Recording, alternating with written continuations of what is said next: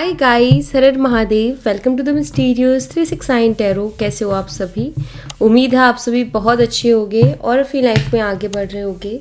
So guys, हम देखने वाले हैं आपके पार्टनर की करंट एनर्जीज, उनकी फीलिंग इमोशंस इस वक्त आपके लिए क्या हैं। जेंडर का कोई इशू नहीं है, मेल फीमेल सभी इस रीडिंग को देख सकते हैं। और अगर आप मुझसे पर्सनल रीडिंग लेना चाहते हो, स्क्रीन पर व्हाट्सएप नंबर दिए गए हैं, आप उस पर कांटेक्ट कर सकते हो for love reading, health reading, career reading, सभी तरीके की रीडिंग्स मैं करती हूँ। सो लेट्स सी क्या आता है रीडिंग में। आपने अपने और अपने पर्सन का नाम एक साथ मन में ज़रूर से लेना है और वीडियो को लाइक करके एनर्जी एक्सचेंज करनी है। सो चलिए, यूनिवर्स प्लीज़ बताइए मेरे व्यूवर्स जिस पर्सन के लिए रीडिंग देख रहे हैं, उस पर्सन की करंट एनर्जीज, फीलिंग, इमोशंस मेरे व्यूवर्स के लिए क्या है।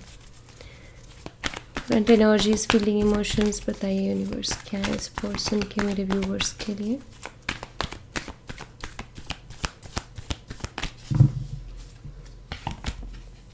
सबसे पहले यहाँ पर किंग ऑफ कप्स है, कैंसर, स्कॉर्पियन, पाइसेस, कर्क, मीन और वृश्चिक राशि। 9 of pentacles, Taurus, Virgo and Capricorn, वृषभ, कन्या और मकर राशि। डेथ, स्कॉर्पियो, वृश्चिक राशि। Queen of wands, Aries, Leo and Sagittarius, मेष, सिंह और धनु राशि।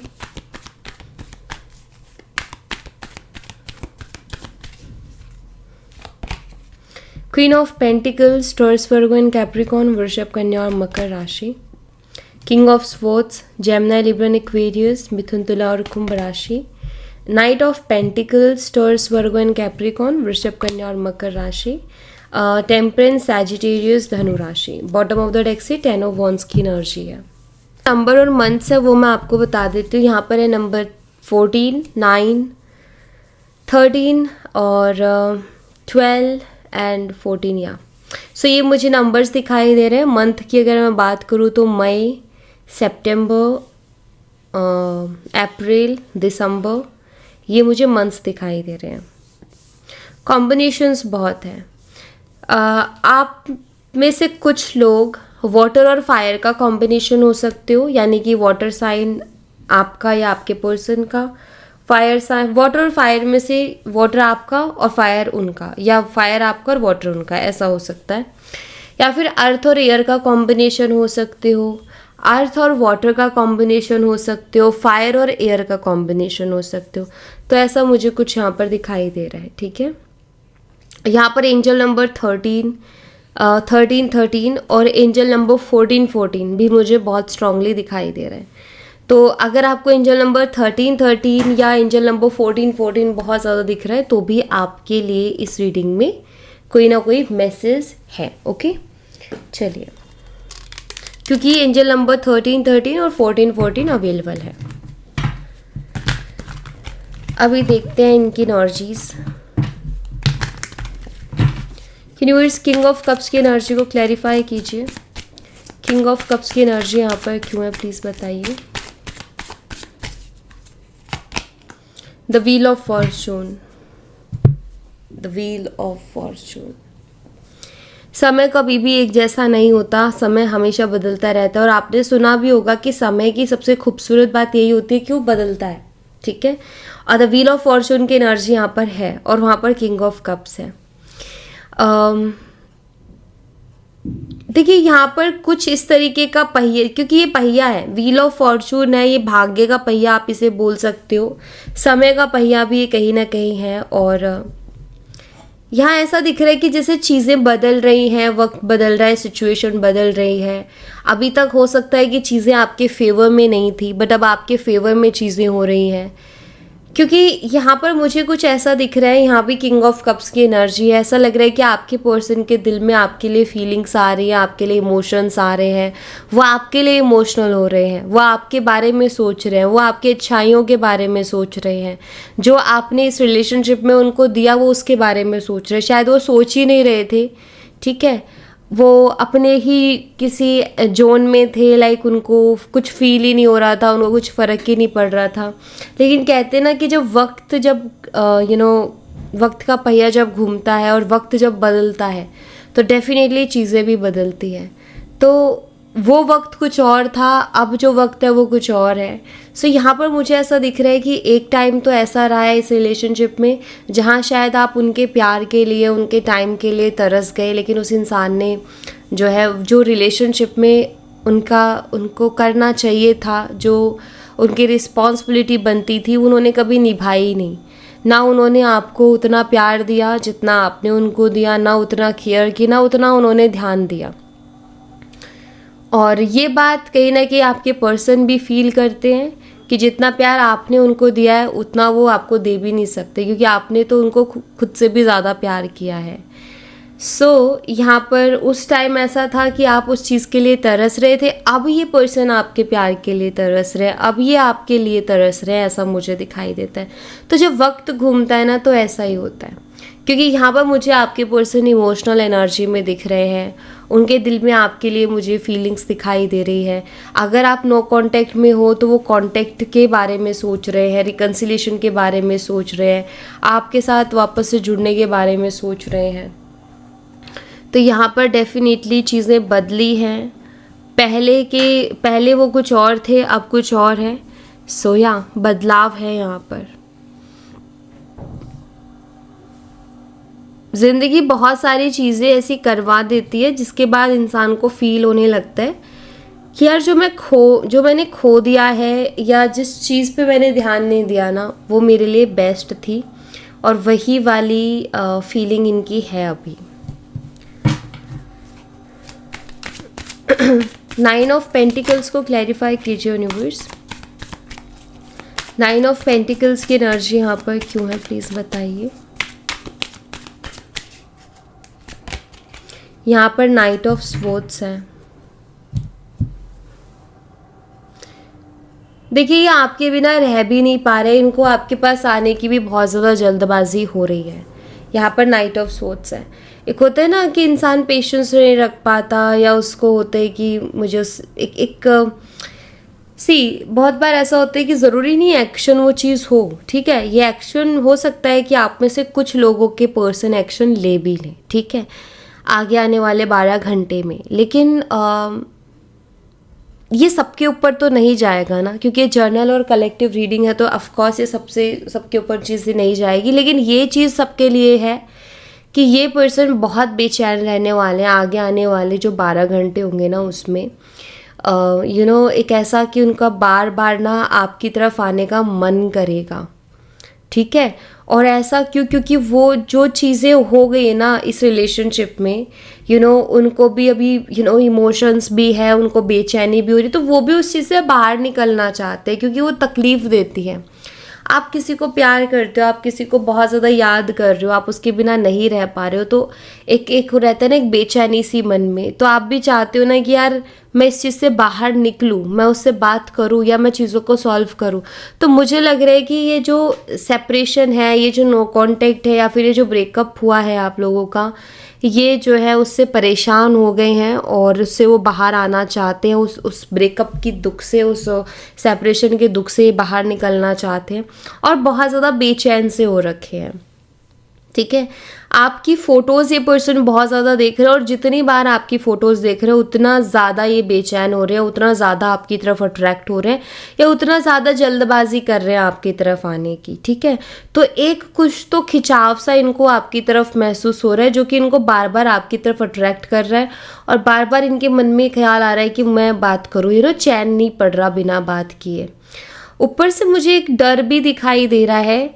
यहाँ पर 9 ऑफ पेंटिकल है, जो कि ये बताता है कि शायद अब आपने उनको अटेंशन देना बंद कर दिया, आपने अब उनको एंटरटेन करना बंद कर दिया, आप अपनी लाइफ में बिजी हो गए हो, आप अपने काम से काम रख रहे हो, आप अपनी लाइफ पर फोकस कर रहे हो, करियर पर फोकस कर रहे हो। और हो सकता है कि ये पर्सन आपको ऐसा करते हुए देख रहे हैं, आपको सेल्फ लव करते हुए देख रहे हैं, ये देख रहे हैं कि आप इनके बिना भी बहुत खुश रह रहे हो, बहुत हैप्पी रह रहे हो।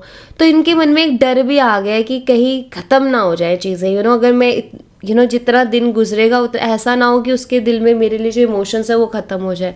क्योंकि अगर वो ख़त्म हो गई, अगर आप डिटैच हो गए उनसे, तो फिर बहुत मुश्किल है ना आपको वापस से अपनी लाइफ में लाना। तो ये चीज़ भी उनको बहुत ज़्यादा डरा रही है। ओवर थिंकिंग बहुत ज़्यादा कर रहे हैं, और यहाँ पर दिखता है कि ये पर्सन जो है अभी रेस्टलेस एनर्जी में है, ठीक है।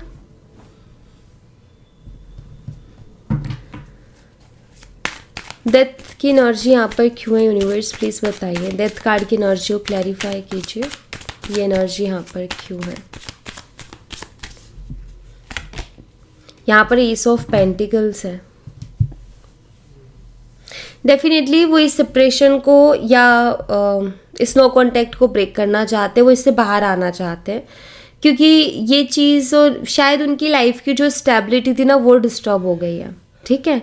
जब से वो आपसे दूर हुए हैं ना, तो उसके शायद थोड़े टाइम तो ठीक था, क्योंकि वो एक ईगो में थे अपने और उनका अहंकार था उसमें।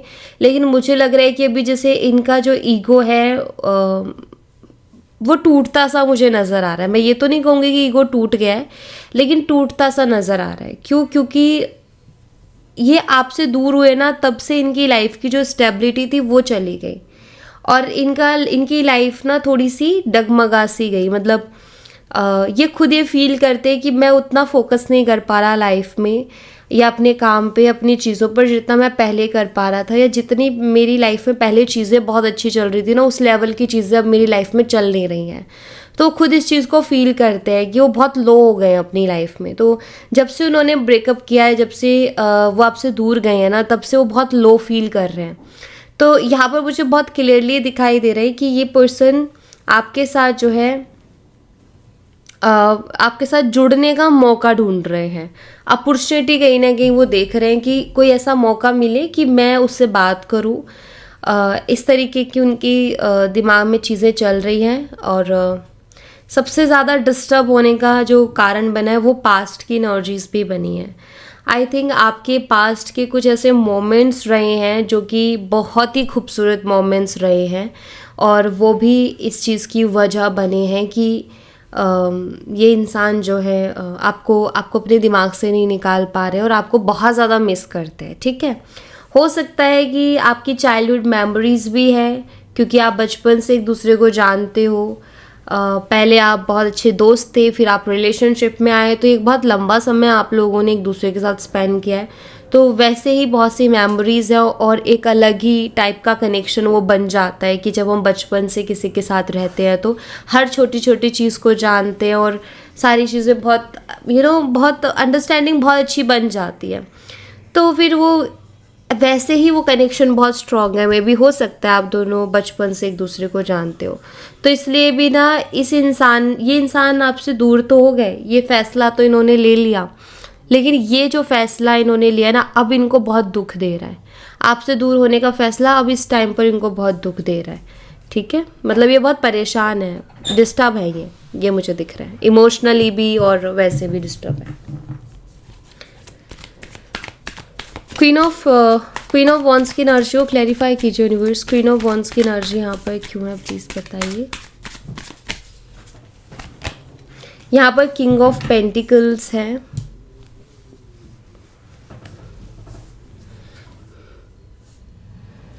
वो आपको ना चीज़ों को बैलेंस करते हुए देख रहे हैं। आई थिंक पहले आप ऐसे नहीं थे। अभी आपकी एनर्जी ये है कि आपने बैलेंस कर लिया अपने इमोशंस को, आपने बैलेंस कर लिया अपनी लाइफ को। पहले शायद आप ऐसा नहीं थे। आप पहले मतलब बहुत परेशान रहना, बहुत चिड़चिड़ा रहना और उनसे हर तरीके से कांटेक्ट करने की कोशिश करना, मतलब आपकी बहुत कोशिशें रहती थी कि मैं उस इंसान से कांटेक्ट कर लूँ या मेरा उससे बात हो जाए, ये आपकी बहुत कोशिशें रहती थी। बट अभी शायद आप अपनी एनर्जीज़ को बैलेंस कर गए हो, आप अपने इमोशंस को आपने बैलेंस कर लिया है। तो ये चीज़ भी कहीं ना कहीं वो फील कर रहे हैं कि यार अभी ना उसकी जो हरकतें हैं वो पहले जैसी नहीं है, क्योंकि वो पहले देखते थे ना कि अगर ये बात ना करें आपसे एक दिन भी तो आप पागलों की जैसी हालत हो जाती थी। तो वो भी देख रहे हैं कि आप तो बहुत बैलेंस कर गए हो अपनी लाइफ में, ठीक है। तो इनको ना ऐसा मतलब जब वो इस चीज़ को सोचते हैं तो इनके दिमाग में एक ही ख्याल आता है कि उसको तो बैलेंस करना ही था ना, मैंने उसके साथ क्या किया। क्योंकि यहाँ पर किंग ऑफ पेंटिकल है, इस इंसान ने शायद आपको टाइम भी नहीं दिया। हमेशा इनका यही कहना था कि मैं बहुत बिजी हूँ, या फिर पैसे के पीछे भागना। इनके लिए पैसा बहुत इम्पोर्टेंट हो गया था और आपकी रिलेशनशिप और प्यार और रिश्ते इनके लिए इतने इम्पोर्टेंट रहे नहीं, और उस वजह से भी शायद ये रिलेशनशिप बहुत ज़्यादा डिस्टर्ब हुआ है। तो ये खुद फील करते हैं कि मैंने चीज़ों पर ध्यान देना ही बंद कर दिया था, तो अगर आज वो मेरे बिना रहना सीख गई है या सीख गया है तो उसमें कहीं ना कहीं मेरी तो गलती है। और अगर आज वो मेरे लिए पागल नहीं हो रही है, या आज वो मेरे लिए जैसे पहले वो मेरे पीछे भागती थी वैसे नहीं भाग रही है, तो उसके पीछे भी तो रीज़न मैं ही हूँ ना। मैंने उसको टाइम नहीं दिया, वो मुझसे टाइम मांगती थी लेकिन मैंने टाइम नहीं दिया, मैंने उससे रूडली बात की, मैंने उसको बहुत कुछ बोला। और ये बहुत प्रैक्टिकल शायद थे ये पर्सन, और ये प्रैक्टिकल शायद अभी भी है, लेकिन अब इनके अंदर थोड़ा चेंज है। पहले ये इतने प्रैक्टिकल थे कि इनको इमोशन से फ़र्क ही नहीं पड़ता था, बट अभी ये खुद इमोशनल हो रहे हैं, ऐसा मुझे दिख रहा है। तो इनकी एनर्जी में चेंज है, और ये रियलाइज़ भी कर रहे हैं कि अगर आपके अंदर इतना बदलाव आया है या अगर आप इतने शांत हो गए हो तो उसके पीछे रीज़न ये खुद ही है। ये इस चीज़ को भी फील कर रहे हैं, क्योंकि इन्होंने आपको टाइम तक नहीं दिया, आई फील। क्योंकि किंग ऑफ पेंटिकल है ना, तो ये पर्सन बहुत बिजी बिजी बिजी बिजी, और अगर ज़्यादा कोशिश की तो फिर रूडली कुछ बोल देना, गुस्सा कर देना, ये इनका सीन रहा है। क्वीन ऑफ पेंटिकल्स को क्लैरिफाई कीजिए यूनिवर्स। क्वीन ऑफ पेंटिकल्स की एनर्जी यहाँ पर क्यों है, प्लीज़ बताइए। यहाँ पर 10 ऑफ पेंटिकल्स है। इस इंसान को आपके साथ फ्यूचर बहुत ब्राइट दिखता है। शायद आप फाइनेंशियली बहुत स्ट्रांग हो, या फिर इनसे तो बहुत अच्छे हो आप फाइनेंशियली, या आपके पास बहुत ज़्यादा पैसा है, कुछ भी हो सकता है, ठीक है। या तो आपके पास बहुत ज़्यादा पैसा है, या आप फाइनेंशियली स्ट्रांग हो, इनसे ज़्यादा अच्छा कमाते हो आप, चाहे मेल हो या फीमेल, ठीक है। तो इनको ऐसा लगता है कि आपके साथ इनका फ्यूचर बहुत ब्राइट है, ठीक है। फाइनेंशियली हमेशा एक सपोर्ट रहेगा आपसे, और इनको बेनिफिट्स बहुत है इस रिलेशनशिप से, मुझे ऐसा दिख रहा है, ठीक है। आई थिंक आपका नेचर, आप बहुत डाउन टू अर्थ हो, ऐसा मुझे दिखता है। आपके पास जितना आपकी लाइफ में है ना, जितना आपने अचीव किया है या जितना ऊपर वाले ने आपको दिया है, आई थिंक आपने कभी भी उस चीज़ पर घमंड नहीं किया, ठीक है। तो ये जो क्वालिटी है ये भी आपके पर्सन को जो है आपकी तरफ अट्रैक्ट करती है। मतलब वो भी सोचते हैं कि यार ऐसे लोग मिलना बहुत कम है जिनके पास सब कुछ है, किसी चीज़ की कमी नहीं है, और उसके अंदर घमंड भी 0% है, उसके अंदर घमंड भी नहीं है, बहुत डाउन टू अर्थ है, ठीक है। क्योंकि लोगों का क्या होता है ना कि थोड़ा सा भी आ जाए ना तो वो हवा में उड़ने लगते हैं, उनको बहुत घमंड होने लगता है। बट आप बहुत सिंपल हो, एंड आई थिंक आप फैमिली ओरिएंटेड पर्सन हो, आप अपनी फैमिली के लिए बहुत करते हो। तो आप अपनी फैमिली के लिए बहुत करते हो, तो ऐसे में इस इंसान को ऐसा लगता है कि अगर आप, मान लीजिए आप फीमेल हैं, तो अगर आप उनकी लाइफ में जाते हो या उनके घर जाते हो तो आप उनकी फैमिली का भी बहुत अच्छे से ख्याल रखोगे। ये एक चीज़ है जो इनको ये दिमाग में लाती है कि यार ये पर्सन शादी के लिए बहुत सही पर्सन है, ठीक है। अगर आप मेल हो तो शायद हो सकता है ऑलरेडी आपने उनकी फैमिली को बहुत सपोर्ट किया है, या फिर उनको ऐसा लगता है कि आप शायद फैमिली ओरिएंटेड हो, आप अपनी फैमिली का बहुत ख्याल रखते हो, बहुत रिस्पेक्ट करते हो, तो उनकी थिंकिंग है कि आप उनकी फैमिली को भी बहुत रिस्पेक्ट करोगे और उनकी फैमिली को भी बहुत ज़्यादा ध्यान दोगे। सिंगल चाइल्ड ये हो सकते हैं, ठीक है। लाइक जिनके लिए आप ये रीडिंग देख रहे हो सकता है सिंगल चाइल्ड हो, यानी कि कोई और सिबलिंग्स उनके है ही नहीं, वो अकेली ही हैं या वो अकेले ही हैं। तो मुझे लगता है कि इनको ना बहुत से बेनिफिट्स हैं। मैं ये नहीं कहूँगी कि ये पर्सन आपके साथ बेनिफिट्स के लिए जुड़े हुए हैं, मैं बिल्कुल भी ये चीज़ नहीं कहूँगी, क्योंकि मुझे यहाँ पर शुरू में इमोशंस भी दिखे, बट उनको वो उनकी फीलिंग में ये चीज़ आ रही है, तो मतलब वो सोच रहे हैं कि आप उनके लिए कितने हद तक सही पर्सन हो। तो उसमें ये पॉइंट्स हैं कि आप उनको बहुत सपोर्ट करोगे, उनकी फैमिली का बहुत ख्याल रखोगे, उनको बहुत रिस्पेक्ट करोगे, आपके साथ उनका फ्यूचर फाइनेंशियली सिक्योर है, फाइनेंशियली उनको आपसे हमेशा एक सपोर्ट मिलेगा। तो वो पॉइंट्स हैं जो कि उनके दिमाग में हैं कि लाइक ये बहुत सही पर्सन है मेरे लिए, ये बहुत सही रिश्ता मेरे लिए रहेगा, ठीक है। यहाँ पर किंग ऑफ स्वॉर्ड्स है। किंग ऑफ स्वॉर्ड्स की एनर्जी को क्लैरिफाई कीजिए यूनिवर्स। किंग ऑफ स्वॉर्ड्स की एनर्जी यहाँ पर क्यों है, प्लीज बताइए। यहाँ पर 2 ऑफ स्वॉर्ड्स है। ये पर्सन दुविधा में है, कन्फ्यूज़न में है कि मेरा एक्शन क्या होना चाहिए। डेफिनेटली इस चीज़ को लेकर के वो बहुत वरिड है। मुझे यहाँ पर ऐसा दिख रहा है कि ये इंसान ना बहुत सोच रहे हैं कि इनका एक्शन आखिर में होना क्या चाहिए। ये अपने आप को एक्सप्रेस करना चाहते हैं, लेकिन ये अपने आप को एक्सप्रेस कर नहीं पा रहे हैं। इनके मन में ना मुझे लगता है कि आई थिंक ये ओवर थिंकर हैं। ये बहुत सोचते हैं, पहले कुछ भी करने से पहले ये सोचते हैं। इनका ये है कि अगर मैं ये एक्शन लेता हूँ तो इसका आउटकम क्या आएगा। तो ये एक्सप्रेसिव भी बहुत कम है, ये अपनी फीलिंग्स को भी एक्सप्रेस नहीं कर पाते, क्योंकि ये ओवर थिंकिंग करते हैं। और ओवर थिंकिंग से क्या होता है, इनको ऐसा फील होता है कि यार अगर मैंने ये बात, अपने दिल की ये बात अगर उसको बोली तो ये उसको कैसी लगेगी, या फिर मेरी इमेज कैसी जाएगी। इमेज कॉन्शियस है ये पर्सन, बहुत ज़्यादा ओवर थिंकर हैं। कुछ भी करने से पहले 1000 बार सोचते हैं, करते नहीं हैं, 1000 बार सोचते हैं। तो ये मुझे इनकी कंडीशन दिखाई देती है, जिसके कारण ये पर्सन ज़्यादा स्टक रहते हैं। जल्दी से ना एक्शन का डिसीज़न नहीं ले पाते। जल्दबाजी रहती है कुछ करने की, लेकिन एक्शन उतना जल्दबाजी में ले नहीं पाते हैं, क्योंकि ओवर थिंकिंग बहुत करते हैं। तो वही दिख भी रहा है कि बेचैन है, पेशेंस नहीं रख पा रहे हैं, आपके पास आने की जल्दी है, लेकिन उतना जल्दी एक्शन भी नहीं ले पा रहे क्योंकि ओवर थिंकिंग है। तो ये इनका है, मतलब ये वाली एनर्जी बहुत मिक्स है, और इस एनर्जी से एंजाइटी होती है। नाइट ऑफ पेंटिकल्स को क्लैरिफाई कीजिए यूनिवर्स। नाइट ऑफ पेंटिकल्स यहाँ पर क्यों है, प्लीज़ बताइए। अपनी इमेज को लेकर के हमेशा डरते हैं, और मुझे ऐसा लगता है कि उनको बहुत फ़र्क पड़ता है कि आप उनके बारे में क्या सोचते हो। ठीक है, आपके सामने उनकी क्या इमेज जा रही है, या आप उनके बारे में क्या सोचते हो, इस चीज़ से इस इंसान को बहुत ज़्यादा फ़र्क पड़ता है। ये यहाँ पर मुझे बहुत क्लियरली दिख रहा है। 10 ऑफ कप्स है, या 10 ऑफ पेंटिकल, 10 ऑफ कप्स। इनको आपके साथ अपनी लाइफ ऐसी लगती है कि लाइक बेस्ट रहेगी। हम कहते हैं, हम सोचते हैं ना कि यार इस इंसान के साथ, अब जैसे हम सपने देखते हैं ना कि किसी इंसान के साथ हमारी कैसी लाइफ रहेगी, फ्यूचर कैसा रहेगा, तो इनको आपके साथ बहुत ही बेस्ट फ्यूचर दिखाई देता है, क्योंकि ये जानते हैं कि आप उनसे बहुत प्यार करते हो और आप उनका बहुत ख्याल रखोगे। आपके साथ ये पर्सन फैमिली भी बनाना चाहते हैं। मुझे लगता है कि ये आपको शादी के लिए प्रपोज करना चाहते हैं, ये आपको कमिटमेंट देना चाहते हैं, लेकिन यहाँ पर नाइट ऑफ पेंटिकल्स है जो कि थोड़ी स्टक एनर्जी को बताता है। और यहाँ पर अगेन किंग ऑफ सोर्ड्स जो मैं यहाँ पर आया था, तो ये क्या बोल रहे हैं कि आपके पर्सन ना सिर्फ ओवर थिंकिंग के चक्कर में ही प्रॉब्लम क्रिएट हो रही है, ओवर थिंकिंग के चक्कर में ही ये एक्शन नहीं ले पा रहे हैं। अदरवाइज ये पर्सन आपको कमिटमेंट देना चाहते हैं।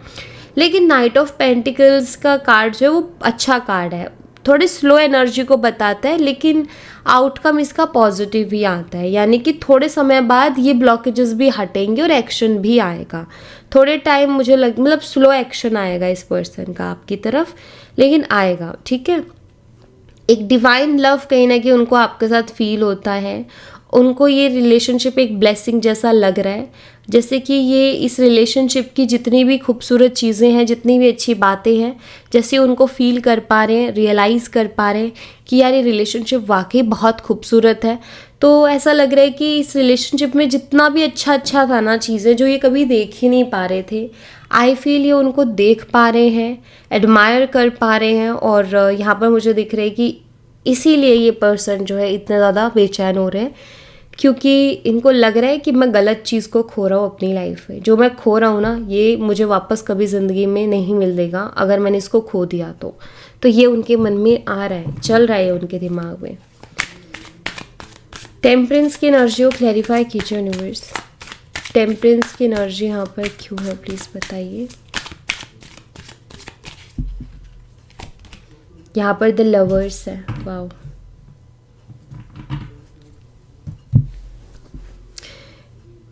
इस पर्सन को, क्योंकि यहाँ पर अगर आप देखो तो बॉटम ऑफ द डेक से एम्परर है। इनको एक बात का दुख हो रहा है कि इन्होंने अपने ईगो में, अपने घमंड में इस रिलेशनशिप को बहुत ख़राब किया है, क्योंकि ये फील करते कि रिलेशनशिप वाकई कुछ अलग रिलेशनशिप था। ये पर्सन आपके साथ इमोशनली फिर से जुड़ना चाहते हैं जैसे पहले थे आप, क्योंकि इनको ऐसा लगता है कि जितना अच्छे से आप उनके इमोशंस को अंडरस्टैंड करते हो उतना अच्छे से उनके इमोशंस को कोई और अंडरस्टैंड नहीं कर सकता, ठीक है। तो इस रिलेशनशिप में सुकून था उनके लिए, वो बहुत ज़्यादा कंफर्टेबल थे इस रिलेशनशिप में, मुझे ऐसा दिखाई देता है। लाइक कंफर्टेबल एक होता है ना, हम किसी इंसान के साथ बहुत ही कंफर्टेबल रहते हैं, कंफर्ट जोन होता है। एक होता है कि हम किसी के साथ कंफर्टेबल नहीं है, कंफर्ट जोन नहीं है। इनका आपके साथ बहुत कंफर्ट जोन रहा है, हमेशा आप उनके लिए एक सुकून रहे हो, उनको सुकून मिलता रहा है, जो कि अब आपके जाने के बाद उनकी लाइफ में वो सुकून नहीं है, ठीक है। इसीलिए इस पर्सन को ये चीज़ फील हो रही है कि मैंने अपने ईगो और अपने घमंड में जो इस रिश्ते को ख़राब किया है ना, वो मैंने ठीक नहीं किया, ये ठीक नहीं था, क्योंकि इससे इनको प्रॉब्लम तो बहुत हो रही है, ठीक है। यहाँ पर जो है पेज ऑफ पेंटिकल्स की भी एनर्जी है और यहाँ पर 10 ऑफ वॉन्ड्स है। ऐसा दिख रहा है कि इंसान जो है आपको सॉरी भी बोलना चाहते हैं, आपसे माफ़ी भी मांगना चाहते हैं, और उसका भी ये मौका ढूंढ रहे हैं कि आपसे माफ़ी मांगें, और अपॉर्चुनिटीज़ भी ढूंढ रहे हैं ये पर्सन कि कैसे आपसे बात करें, क्योंकि अभी तो बहुत हैवी फील कर रहे हैं, इनको बहुत बर्डन हो रहा है। जितना जितना ये सोच रहे हैं ना, जितना सोचते जा रहे हैं, फील करते जा रहे हैं, डे बाय डे जो इनको फीलिंग आ रही है, यानी कि जितना ये चीज़ों को देख रहे हैं कि ये रिश्ता मेरे लिए क्यों बेहतर था, उतना ज़्यादा बर्डन और हैवी एनर्जी इनकी होती जा रही है। ओके, सो या thank you so much guys, ये थी आप लोगों के लिए एक छोटी सी रीडिंग। आई होप आपसे रेजोनेट की हो, आई होप आपको पसंद आई हो। रेजोनेट की हो तो मुझे बताना ज़रूर कमेंट बॉक्स में, पसंद आई हो तो लाइक ज़रूर करना, चैनल को सब्सक्राइब करना मत भूलना। मैं मिलती हूँ आपसे नेक्स्ट रीडिंग में, तब तक अपना ख्याल रखें, bye bye, take care, see you again.